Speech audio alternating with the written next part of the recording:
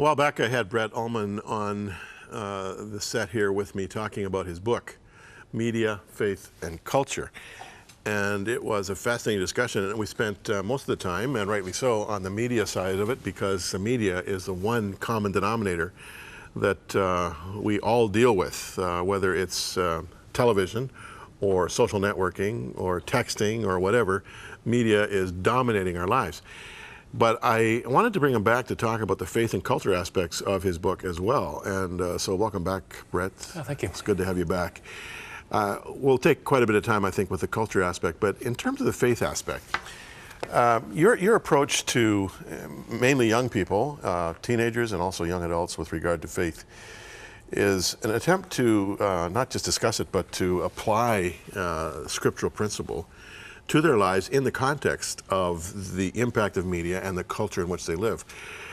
Does this require a kind of a reinvention of the presentation of the gospel, or is it pretty much the same kind of principle, only in 21st century terms? I think the gospel has always been the gospel, but how we do it's always changed, right? Yeah. I always say I'm a conservative in my theology, but in my methodology, I'm liberal. How we do it, I don't really care. But I think it's the same gospel, just trying to change to a student today. How does someone in grade 7 understand the gospel? My whole ministry, I always say, is helping students connect their ancient faith with their modern world. How do you take the Bible and connect it with today, with the iPods and the music awards and all those kinds of things? How do you do that? So my real goal is to take the basis, those cornerstones of our gospel, and just the daily disciplines, and make them into something practical that students can go and do. Because too often we'd leave a church service and we'd say, that was a good service. I feel good, I feel encouraged, but what now? What do I do with this? And so I really walk through 5, and I mean, spiritual disciplines, there's tons of them. I kind of made them into 5 different things that we can look at doing. Talk to me about these 5 different things. Sure. Well, the first I always challenge on is solitude and silence. And I don't know about you, I hate this. I mean, I'm a guy who medicates myself with noise. I wake up to music. I turn on iPads and newspapers and magazines. All day long, I have people and noise around me. Because if I turn those off, I'm left with me. I'm left with my struggles, my shame, my regrets, my problems. It's a horrible place to be, but I think it's a really important place to be. And so the challenge is, how do we actually begin to do that? I have a quote at home that says, where does the still small voice of God have a place in my life? I'm presently working on my master's in evangelism and leadership down at Wheaton Graduate School in Chicago, and one day we're talking about a topic similar to this, and one of my profs said that the church needs to shut up. And he kept talking, and I kind of went, okay, hold on, you can't just say that. What do you mean by that? And he said, well, listen, every church is the same in North America. We walk into music, and as the music stops, the pastor better be at the front center of the stage, or else someone's going to complain that they're walking. Then we do the aerobics, we do offering special music, and then the pastor preaches, and at the end of the sermon, there's the nod to the band comes up, piano starts playing, and then the pastor leaves, and we're played out of the service. He said it's like talking at someone, then running away. And I thought, that's so true. Well, the Quakers used to spend an hour and a half in total silence before they would say or do anything in their services. I think that's still the case. I mean, there's genius to silence, and there also is genius to solitude. I think I've kind of inherited this from my parents. They're both very happy with themselves, and solitude has been a big factor in both of their lives. But one day recently, I was sitting in my favorite chair, total quietness, and my wife called from downstairs, wondering if I was okay or if I'd fallen asleep. She said, Jim, what are you doing? I said, thinking. She keeps reminding me of this, thinking. Thinking? What a concept. Listening to the Lord? You're absolutely right. How do kids respond to that? I mean, because it seems to me they eat, sleep, and shower with earbuds. I mean, as you say, they're listening to music all the time. I think that when I do a talk, I'm a long talker. I do about an hour and 45 minutes. Whoa. And I think after doing 45 minutes on their culture, and I try to deal with their culture. I spend a lot of my life researching and listening. I spend a lot of time asking questions to students. And from that, I think I earn enough respect, I earn enough cred in those few minutes that I'm able to walk through the faith conversation and have them listen.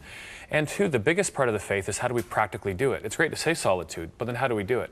And I challenge them with some different ideas. I know for me, even just the idea of turning off computers and phones for a bit is practical, but I try, every time I'm driving, I'll often be driving to Ottawa, Barrie, or somewhere else.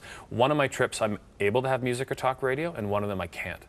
Now, for a trip from, here today, I had music, and on the way home I won't, but it's It's an hour drive. Going to Ottawa is a whole different ballgame Yeah. when you're trying to be quiet for 4 hours. But it's interesting how you go through these stages of solitude when you're driving. Yeah. But I think it's important, the practical aspect. And I challenge people trying to be quiet to always have a pad of paper and a pen with you. Because when I try to be quiet, my brain kicks into overdrive. It's like a fifth gear of a car. My brain screams at me. Have you ever heard the quote, "The silence is deafening"? And that's me. I get really, things start coming to mind. And you know what? If you ever want to write a to-do list, I just try to be quiet. And I find I can write down a lot of really good things. Now, you mentioned silence and solitude. What else do you emphasize when it comes to faith and the youth culture? I think one of the big ones for not just students but all of us is just the idea of simple and sacrificial living, which is just money. How do you connect your ancient faith with your modern world, with your bucks, with your money? And I know for me, this is my hardest. I mean, I was blessed as a teen to be able to be all over the world on different humanitarian trips with my church. And, you know, I've been in someone's refrigerator box for a meal before, you know, in Nairobi. Well, how do you connect that with, like, the biggest struggle? Like, my biggest struggle today might be, where do I stop for lunch on the way home? What restaurant? What do I, like, how do you connect those things? And I love in Matthew where it says, I always just say, where your money is, that's where your heart is. And so the big challenge with money is, how do we know if our treasure's in the wrong place or not? And so I use a really simple thing. I ask people to take a blank piece of paper and write out everything they've done with their money for the past year. And then after they're done, cross off everything they bought for themselves, their family, and their friends. And maybe include boyfriends and girlfriends with that. But if there's nothing left, I think our treasure's in the wrong place. And the question is, how do you redeem that then? You know, where do you go from that? And there's many ways to do that. One is just to make financial plans. You know, I always say, my wife, Dawn, she was a nurse. She graduated from Ryerson and took off for what's called a Mercy Ships, which is a traveling floating hospital. She went through Ghana and parts of West Africa for a whole year. You know, every year we give X amount of our money to that organization. I have a good friend of mine, she's going through a bone marrow transplant, so we give to Princess Margaret Hospital. A friend of mine was killed by a drunk driver a number of years ago, so we give to organizations that work for that. But with money, you know, we're all against all those things. We're all against breast cancer. We're all against famine. But I really think you only stand up and are counted when you stand by that with your wallets. Those things that have touched us. You know, you've been in Africa, so something's touched you for the work you do. And each of us have things we're touched by. But how do we then take our money and do that? And that goes the same with our church, you know, giving to church. What is the stat? I think 2% is what we give to churches. Well, our vacation budgets, our internet budgets, our entertainment budgets are usually bigger than that. Yeah. And it's just challenging our money and looking at what we do with it. Now, marketers know that kids, teenagers, and young adults are a huge market. I mean, they've got money. And so even a grade 7 might have more disposable income than some people in the third world who are working all day. How do they respond when you talk to them about such an adult subject as money management? I think sometimes we don't give our kids as much credit. And I say kids, students. I mean, I find the grade 7s and 8s, I love speaking to grade 7s and 8s. I always say I'd much rather speak to a grade 7 and 8 and have them squirm and feel uncomfortable than ever deal with the Band-Aid stuff I deal with in high school, which is always, I wish I didn't. Yeah. But the response I get's amazing. When I hear of a grade 6 student who raised enough money to build a well in Africa, I'm really encouraged by that. I think our generation says we care, but so often we've gotten busy with mortgages and children and work and commuting and all those things. And I think students today are really looking for something to do. There's an artist named Kesha out today, and her new song's called Blow. And in it, there's one line. It says, "We're young and we're bored." And I think that's really true. I think if we give students, you know, the truth of what they can do. I mean, well, I say a simple line quite often that $1 is enough money for one person in Africa to have clean drinking water for a year. And I say, when you throw $2 into a Coke machine for a Fruitopia or whatever, think about that money. And students say to me afterwards, that's interesting, because I do. I think about that money afterwards. Yeah. Now, our readers will have to read the book to get some of the other points you make with regard to faith and youth culture, because I want to talk about culture. You and rightly so, you draw on the analogy that Jesus drew of salt and light. How do we live in the world, you know, and yet not be of the world without being a legalistic separatist? And I mean, I think that's a whole university chorus for a conversation. A good friend of mine named Carrie Oberbrunner out of Ohio wrote a book called The Fine Line. And I think it is a fine line. How do you stand on that line while holding onto the cross and reaching out to a dark and dying world? And I think that line we're always going to be adjusting, whether we're too much in our Christian world or too much in the mainstream culture, but we need to. I need to connect my Bible with my world. How do I do that? The salt and light analogy I love. I mean, the Bible talks about keys and locks, talks about leaven and loaf. Light and darkness is one of my favorite. Someone at one of my talks recently, when I said light and darkness, actually said out loud, I get it, light and darkness, move on. And I said, wait a second, it's not just light and darkness. I could light a little Bic lighter right now. We'd turn off all the lights and you'd say light and darkness. But if I pulled out of my duffel bag an 18 million candle watt bulb flashlight from Costco, you'd go, oh, that's a different kind of light. You know, if I took a Bic lighter today and had us walk out to our cars, we couldn't make it. The wind would blow it out within seconds. If our light of Christ, if our city on the hill is extinguished by the time we walk out to our cars, that's not the light we're called to be. We're called to be a blinding, transforming, and piercing light. And that's the kinds of light we can be. But salt is by far my favorite analogy. You know, John Stott talks about how we sometimes blame the meat for going bad, but it's really that it's not salted. And we use that same analogy with society. We blame society, like, oh, look at what society's doing, as opposed to questioning, where are we? Because we're the salt. Where are we as Christians? And I think we've really Christianized the world. Of course we need our churches and our things for Christians, but we also need to do what Jesus did, which is go out into the culture. And that's the living in it, but not of it. And how do we do that? But today we've made alternatives for everything. As opposed to YouTube, which only does 2 billion views a day, we make GodTube. As opposed to Guitar Hero, we make Guitar Praise. As opposed to TikToks, we make Testaments. I got an email recently, don't play Club Penguin, play Big Bible Town. And I'm kind of like, the guy who made that was a Christian. It's a phenomenal site. But in that, we've kind of left things. You know, music. We talk about Christian music so often. And it's a weird thing. What makes music Christian? Yeah.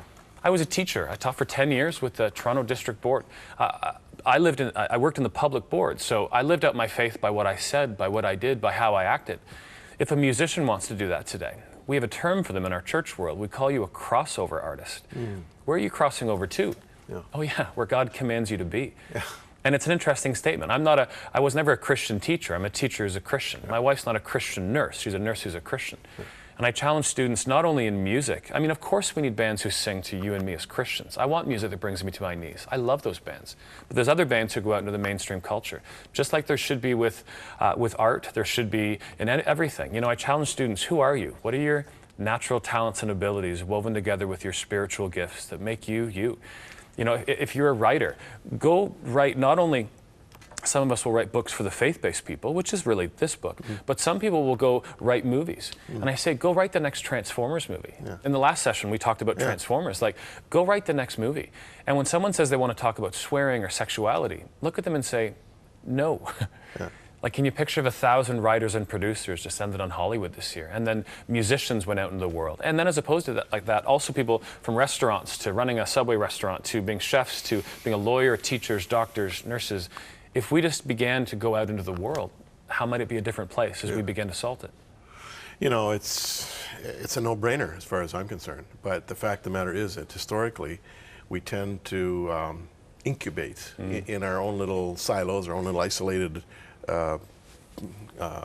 groupings, and we develop our own little subculture, and then we determine people's relative worth by their ability to conform to the subculture. I mean, and which raises a very interesting question. We only got 2 minutes left. You're talking to young people about this, but the church they go to is isolationist. The church they go to is narrow and sees any kind of engagement with the world as worldliness. What's a kid to do? Well, that's why I do speak. I have this talk for students, but the book for this coming out for parents comes out in a few months, and I have a talk for parents on the same conversation. And on that one, it's the same core. We as adults need to make sure our biblical worldviews are correct. We need to be looking at money and solitude and all the other disciplines, but the challenge also is to release. To realize that it's okay. I get that we're scared. I have 2 kids. I mean, I'm scared sometimes by where they'll go or what they'll do, but you know, it's releasing them to go in and make culture, go in and engage the culture around us. And that's where we need to release. As churches, as youth groups, and as parents, go release this next generation. Brett Ullman is my guest. His book is called Media, Faith, and Culture. It's the first in a series, in a Worlds Apart series, published by Word Alive Press, just in case your bookstore wants to know who's published it. Thanks for coming away, Brett. You're welcome. Thank you. We'll be back right after this, friends.